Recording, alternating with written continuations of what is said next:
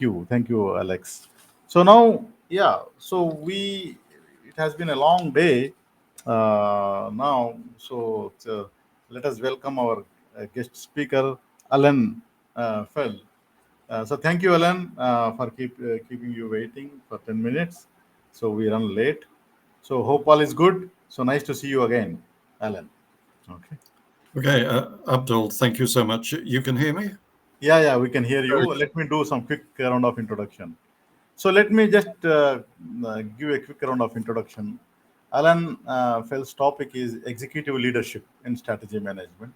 It's very important topic. You can with Alan Fell's experience, I think it will be great to hear what are the leadership role. Okay. So Alan Fell is a UK-based management consultant and trainer specialized in strategy execution and balance scorecard with over 30 years of experience, maybe 40 years of experience since inception of balance scorecard. So as a director of Alan Fell Consultancy Limited, he delivers training and advisory services across Middle East, Southeast Asia, and Africa across the globe. Okay, so he works emphasizes practical implementation of balance scorecard to drive real organizational transformation. So thank you, Alan, for joining the session today. So over to you. Yeah. Okay, Abdul, thank you so much. Pleasure to be with you again. Thank you. So before I switch to slides, can I just say the general subject Yes. of Yeah. leadership in strategy management? What I want to avoid, and we've only got a short time, I don't want to get into leadership as a whole, as a defined subject. It's a massive subject. I'm specifically focused on the practicalities of leadership roles within the context of strategy management. So just to kind of place that. So let's see if I can press the right buttons and get the right screen.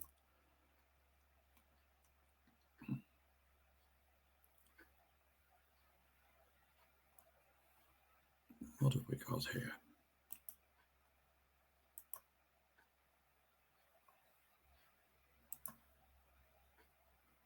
Okay, I hope you can see that. Could someone just say yes? Okay. Can you see this? Can you see the slide? Not yet. Not yet. So Oh, did you try to select the screen? I've selected the screen. Yeah. Now it is. It is visible. You can see it. Very good. Yeah. Okay, Presentation mode. Normal mode. Yeah. very good. Very good. Okay. Well, thank you. So the first page, no need to Can you say go to any the more. next? Yeah. Visible. Perfect. Yeah, we okay? Yeah. We can Yeah, see fine. the second page. Yes. Yeah. Okay, so just brief background beyond what Abdul said. My background is commercial banking, but most of my time in that large UK bank was actually in the field of corporate performance management, both operational and strategic planning, execution, and lots of supporting tools and techniques, particularly with the finance perspective, as you might imagine. And then the last 29 years as an independent consultant, um, focused around the world. So again, I don't think I need to say any more about that. What I did want to start with is what I find a sort of dichotomy, a difference of perspective between two groups of people on this subject. I have run literally hundreds of training programs and workshops across the world. I mean, also in Australia, New Zealand, USA, Canada, Europe. So it really has been pretty global. The only area I haven't covered, so my personal strategies failed in this so far, is South America, but that's still an ambition. But when I run a typical training program, I always get the delegates to keep a sort of an action plan of things which they believe require attention within their organization, and to build that up during the period of the course. And at the end of the course, then, I ask them to summarize what are the top 3 issues that you think your organization needs to address to improve its management of its strategy. And almost without exception, better leadership is the number one area for improvement. And the sort of feedback I hear from people constantly, whether I'm just running a training program or whether I'm actually inside an organization in consulting, is senior management, it's all words but no actions. They say things, but they behave differently. And I often get the comment, I wish the leaders would come on this course. Well, most leaders are not going to give up 4 or 5 days for a strategy management course. But nonetheless, the thought is there. However, when I talk to typical executive leadership, and the sort of work I do naturally brings me into direct contact with boards of directors, chief executives, and the C-suite, and so on, you get a very different reaction. Kind of, oh, we know all about this. Yes, we studied strategy management years ago at university, or we picked it up as we've gone along. There are many demands on our time. And when it comes to execution and the fact that most organizations fail to execute successfully, the sort of lie back is to say, well, we've got a good plan. It's external challenges. And they blame changes in government policy or Donald Trump and his tariffs or commodity prices or whatever. But it's always external. And so, this difference of perspective to me is worrying. And it's something which, when I'm working with clients as a consultant, we spend a lot of time on in trying to start to bridge that. And so much of this is about communication and also perception in how people behave. I remember talking to the chief executive of a very large UK bank. I was a consultant there. And I remember saying to him, look, we know, we're a team of people, we know you are very keen, very committed to the whole idea of developing and executing a strategy. But your behavior doesn't communicate that. The perception your people have is that it's all about operations. It's all about short-term results at the end of the quarter. And, it's sort of getting him to make those visible signs that he was committed, that he was engaged, and that it was important. And things like that can be really significant. So just a starting thought. A reminder, a very famous article from Fortune magazine many, many years ago now, but I think the message is still relevant. In 70% of the cases why chief executives were actually sacked, not retired or what have you, but sacked, dismissed, is a failure to execute strategy. It's not a failure of, do we have a plan? Do we have a strategic plan? It's a failure to execute that strategy successfully. So just a reminder on that. If I think about the generic strategic roles of both board of directors and chief executive, or the public sector equivalent, if you're in the public sector, what's the role of the chief executive? To lead the management team in formulating and successfully executing the chosen strategy, and thereby achieving the vision and the goals. And the board is essentially an overseeing role. And you ask yourself, how much time does a typical chief executive, or indeed a C-suite member, spend on this topic compared to all the other demands, legitimate demands on their time? Have they got the balance right? And I think in many cases the answer is no. And this point follows what Alex was just saying, and I was fascinated by his presentation, and thank him for the opportunity to hear it. If you haven't got a clear vision and goals, which essentially represent the destination, how can you choose a strategy?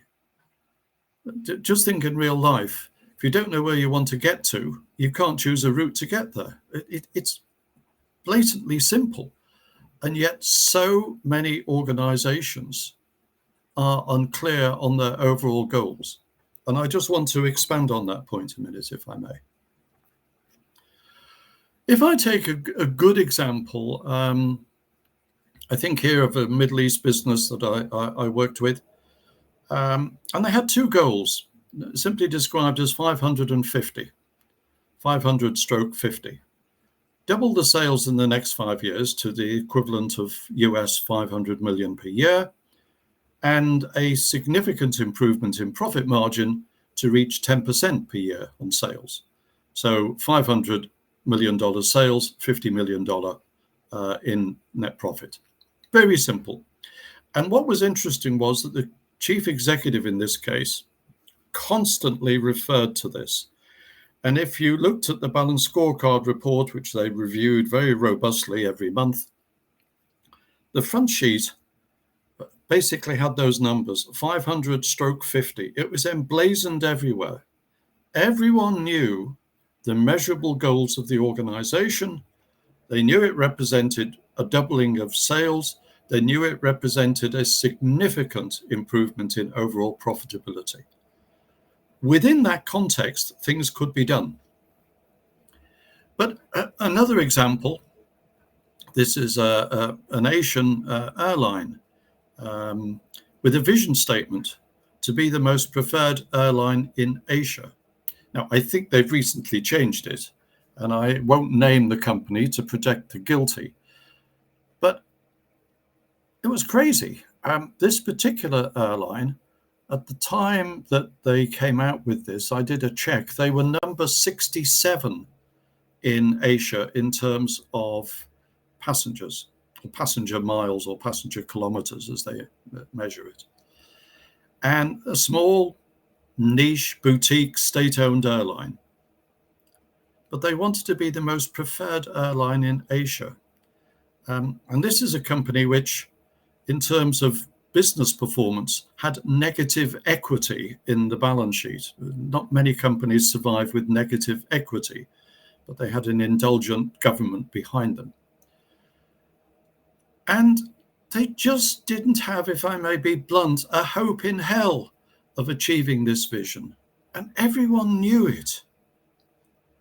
And it didn't make sense at all. And when I talked to, because I used to use this airline from time to time, when I talk to people within the company and you ask them about this, they sort of roll their eyes up to heaven and say, well, this is just management and forget it. So an example of very poor leadership, when you set a vision with no goals and that vision has no credibility whatsoever. And unfortunately, there are lots and lots of vision statements that we see which sound nice, but are pretty meaningless or just unrealistic. Obviously, some again are good. That's great. But there are quite a lot, I find, you just look at it and you think, who are you kidding? So I think that's an issue. And just on this subject to finish off about clear destination, the clear goals. I was working with a mid-sized commercial bank, and I had a few-day workshop with the board of directors themselves, not with even senior management, but the actual board of directors. All the directors knew the vision statement. They could repeat it, fine. When I asked them, but what are the measurable goals? How do we translate that vision, which is nice-sounding words, into smart, specific goals, the point that Alex was emphasizing a few minutes ago? They started guessing. And I got them to write it down individually. And then I went round the room and you get comments like, well, I think it could be X, Y, Z, or maybe it's ABC, or we think perhaps it's, WRZ or something. And I have to say, I wiped the floor with them. I mean, I can be very quiet socially, but I can get pretty aggressive business-wise. I wiped the floor, and these are my clients and the board directors, but I wiped the floor with them because I said, if you as directors don't know the goals, how can you possibly expect management and staff to have, one, any confidence in you, and two, to understand what the business is really seeking to achieve, not how it achieves it, but what it ultimately wants to achieve, what I call the destination or the goals. And I could tell similar stories endlessly for the rest of the day of examples like this. So for me, it is a very significant common weak link in leadership, which is that the vision may sound nice, doesn't do any harm to anyone, but when you actually ask what are the goals, either they are unrealistic or they simply don't exist. This is especially the case in the public sector, I have to say. And just to conclude this point, leadership involves understanding the tipping point in setting goals. And it's the tipping point between inspiring and motivating people and just switching people off. So as you sort of increase your ambition, there's a certain point where people say, yes, this is challenging, but we can do it. And you know, the leadership is all about the communication and the ability to lead people, to believe in, to inspire them, so that they really do believe that collectively they can achieve the ambition of the organization. But you go beyond a certain point, and the reaction of people is, this is crazy. And what were they smoking when they came up with this? And I think one of the leadership requirements is understanding the tipping point, not going too far, but stretching people sufficiently. That is not easy to do. It requires judgment. This does not come out of AI or any fancy analysis or anything else. It ultimately comes into the judgment of top people. And it's very important that they get this right. We, if we come from a strategy management background, can support this as much as possible. And we should be supporting it as much as possible. But ultimately, the decision-making is at the top. I hope that point is clear. I'll pick it up in questioning if necessary. Just a definition of strategic leadership. I won't read it out. You can see it on the screen. This one comes from Warwick Business School, which is pretty well regarded university in the UK. But it is about both the planning and the execution, reaching the goals, and the whole point about leading. It's a way of leading. And the underlying skills and attributes I'll cover later in the presentation. I just say, Abdul, by the way, I'm going fairly quickly to maybe make up a little bit of time to get back on schedule. No problem. No problem. Take your And I think one of the aspects which is so important is to have senior people who are comfortable with the big picture rather than, or as well as, operational detail. And some people are, and some are not. And my view is that if you're not comfortable with looking at the big picture, you should not be in a senior leadership role. You may have great technical skills, may have great operational technical capability, but you should not be in a role which is essentially strategic, which is senior leadership.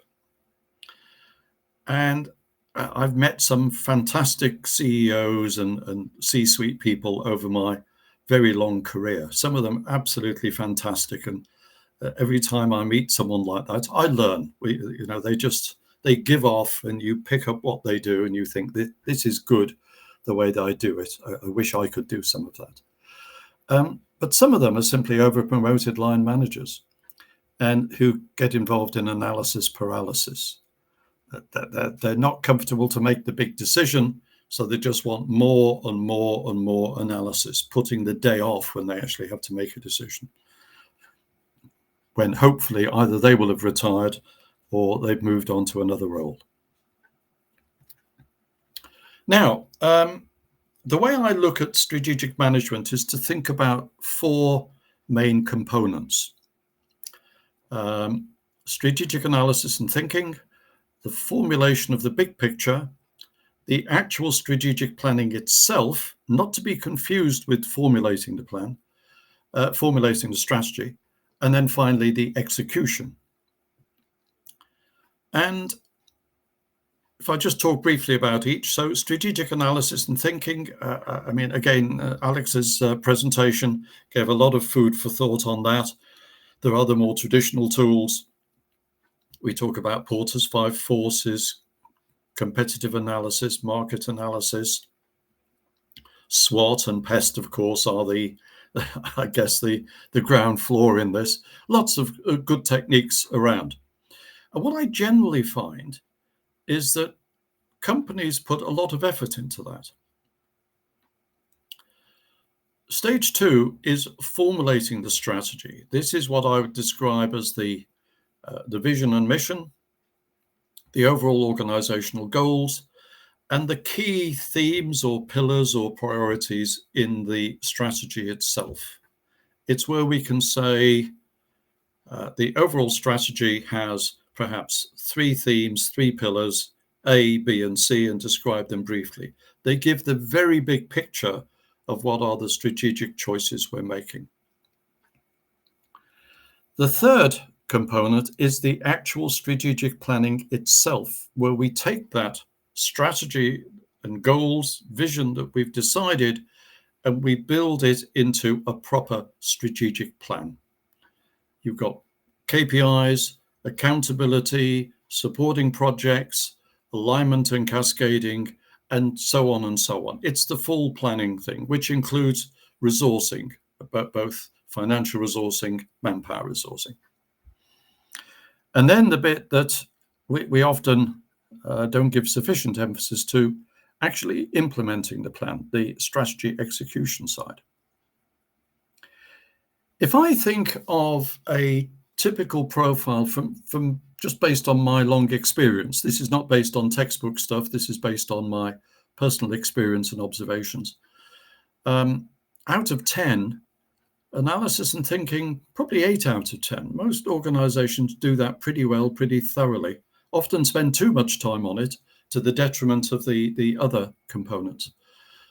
Strategy formulation, again, generally pretty well done, debate at the senior level, agreement on vision, goals if they exist, sometimes not quantified, but sort of wordy goals, which I don't like, and the key themes of the strategy. When it comes to the planning, score is much less. Excuse me, let me just grab some coffee. I'm going to give it only 5 out of 10. And the reason is that although we may have a comprehensive plan, and although consultants may have been involved, there are often lots of gaps or inconsistencies.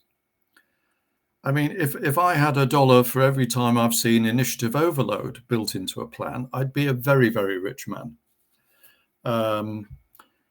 KPIs which may be relevant, but targets which are not, either obviously too high or too low. No effective alignment, either horizontally or vertically, and so on and so on. Lots of problems. And I put at the bottom many, but obviously not all, but many of the challenges of execution are actually built into the plan by poor planning. And yet, as I said at the beginning, most top managers will tell you any execution problems are due to external factors. Now, again, Alex covered some of those, the need for agility, the need to update your assumptions, and so on and so on. Absolutely, totally agree. But nonetheless, so many of the problems I've seen when I'm evaluating strategy execution are caused by limitations in the planning in the first place. And then I think we all know that the execution side, lots and lots of problems, many of them relating to culture. How many times do I see a plan which talks about, or a strategy which talks about a change the culture? But when I look at the plan, there's very little, if anything, about work to be done to change the culture. The plan is much more focused on tangible comfort zone issues that people understand. Culture is all a little bit difficult. So, oh, please excuse me. So that would be my scoring that I have typically seen over my 30, 40 years of work on this subject. I saw a strategic plan recently, what they called a strategic plan, from an organization, it was in the Caribbean. 20 pages, fine. 16 of those 20 pages were strategic analysis.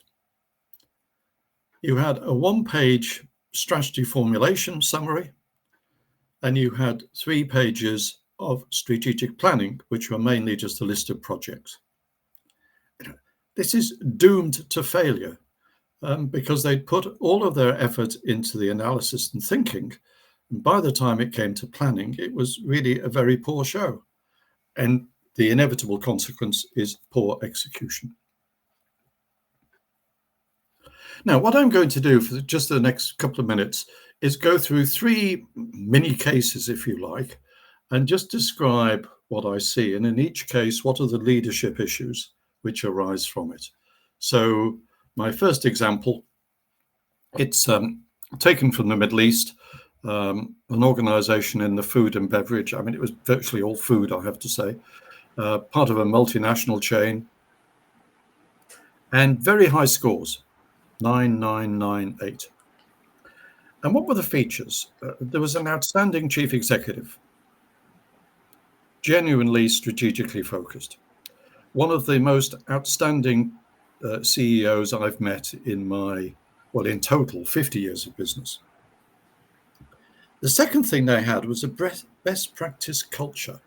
And it was fascinating just to work with them on site, as I did many times, and just to see how that worked through the organization. Didn't matter what they were doing, they were looking for sensible best practice. It was a meritocracy. As many organizations in the Middle East, they have a lot of expats, not just the nationals of the country concerned.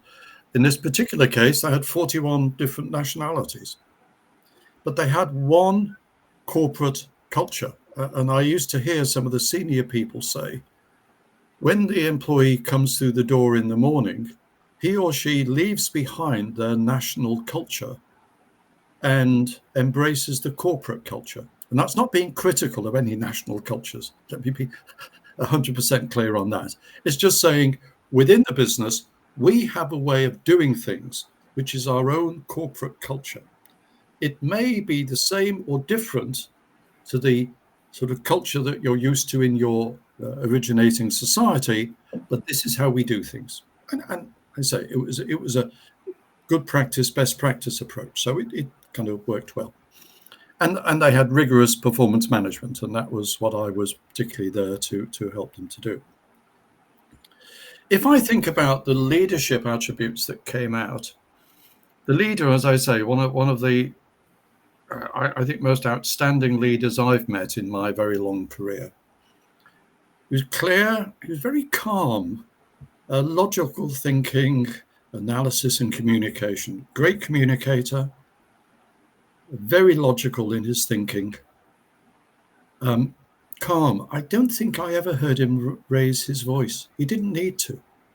When he spoke, people listened, and you could see them absorbing his clear thinking, his clear analysis, understanding the direction he was leading in. He was a true leader, highly respected, and had an ability to motivate and encourage. Wasn't driven by fear, despite there being a high performance culture.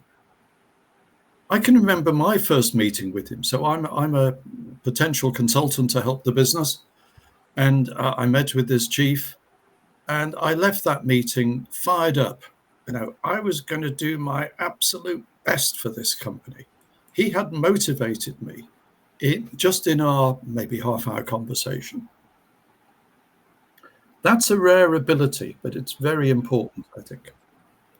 And is one of the reasons why I think I would give this high scores under strategy management.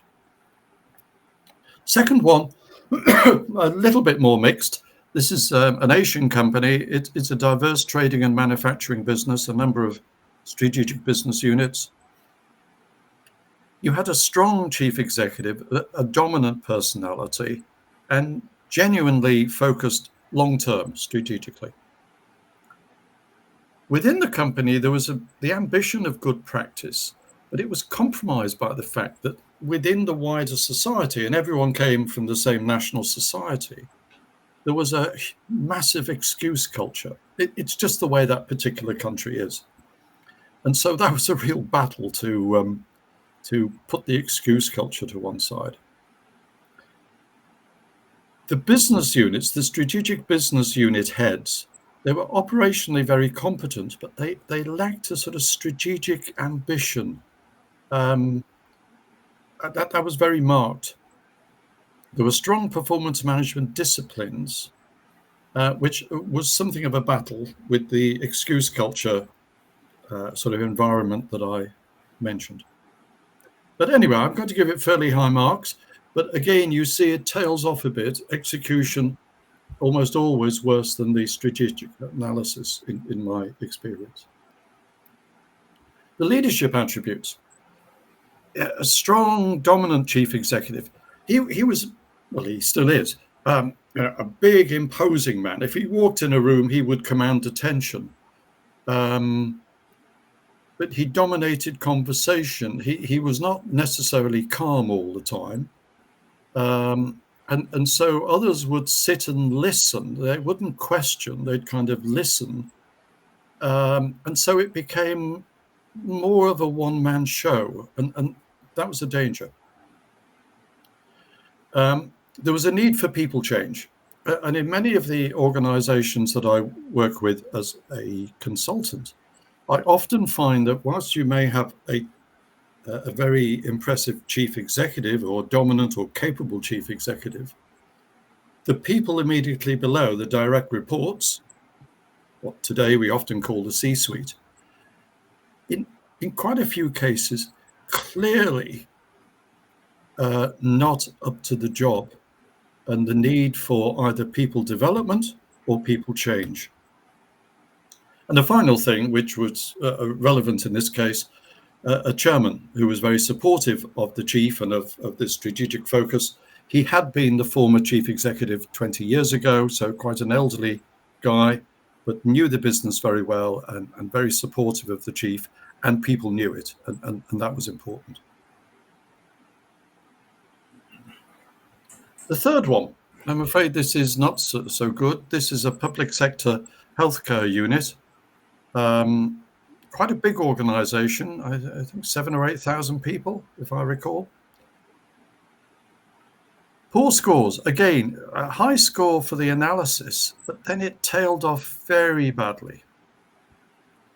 And you had a chief executive who was basically out of his depth as far as leadership in strategy management was concerned.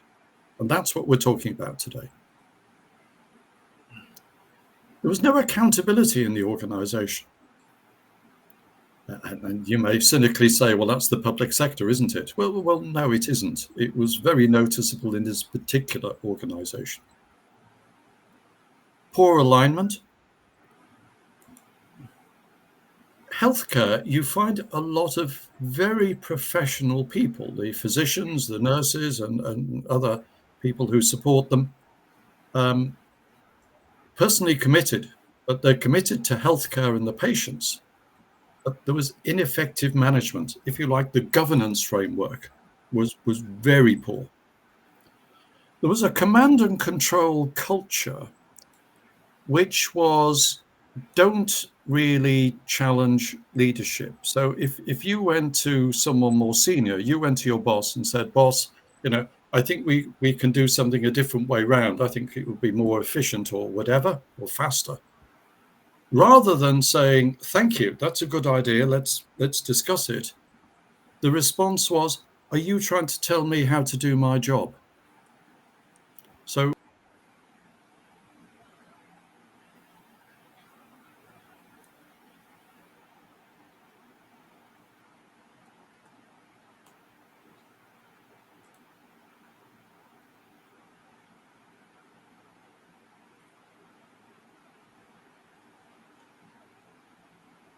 Hello.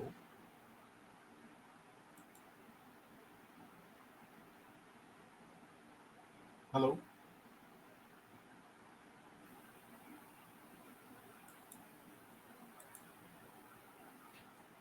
Hello, Alan. Lost you.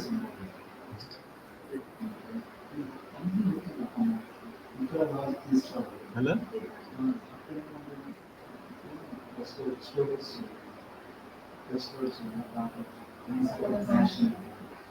Can you hear me, guys? Yes, sir. Yes, sir. VR is. Alan. Yeah. No, wait. Alan has.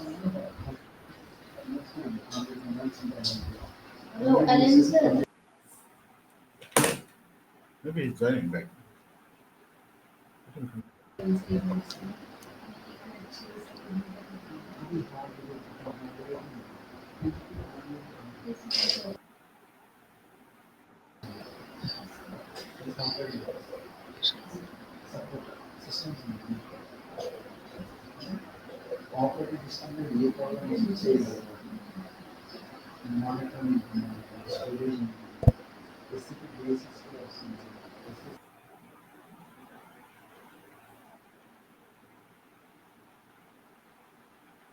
I'm unable to message him also. Yeah.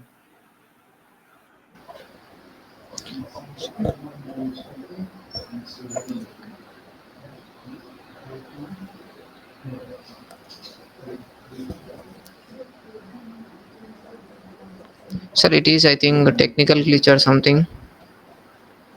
Can we start with another speaker? Wait.